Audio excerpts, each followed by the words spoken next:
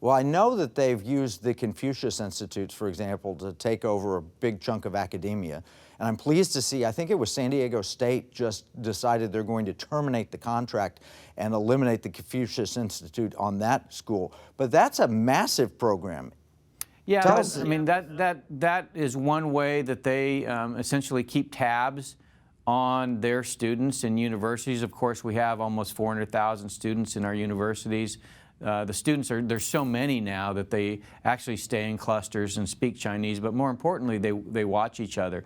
And the Confucius Institutes are really used by the government to maintain control over the students while they're abroad. So the idea that they're getting American culture or values or even English while they're here is really, you really have to understand that that is not is what's going on today. And at the same time, they're a way to suppress speech that the Chinese Communist Party finds problematic, whether it's about Tibet, whether it's about the Uyghurs, whether it's about organ harvesting, whether it's about Taiwan.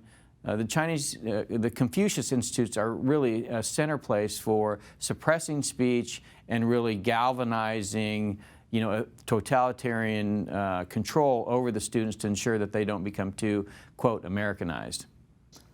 Well, and then it also influences the institution because they signed the contract to where they won't come out and have anything on campus that would be anti-Chinese purposes.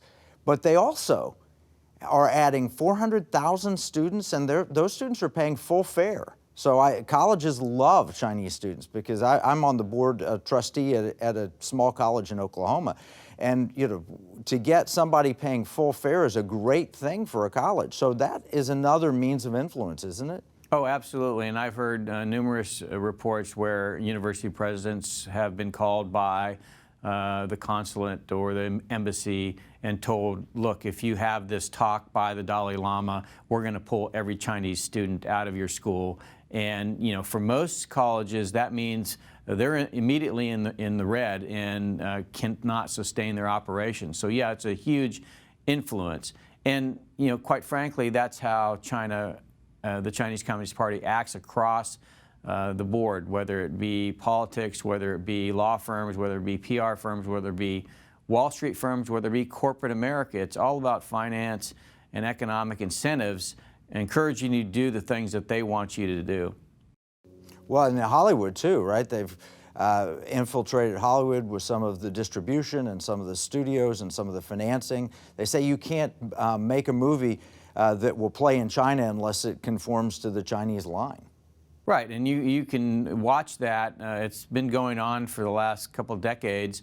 Of course, in the credits, you see Baidu or Alibaba or Tencent have financed the movie. And then, of course, they want the movie to sell in China. And so if it's going to sell in China, it's got to go through the Chinese Communist Party censors.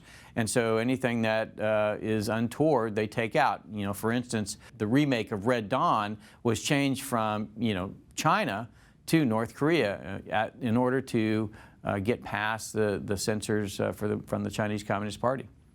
Well, I think also they took off Taiwan and Japan from the flight jacket from Tom Cruise in the upcoming remake or the sequel to Top Gun. So they really are exerting influence. I've even heard that they pulled Taiwan, the name Taiwan, off the map of a flight magazine.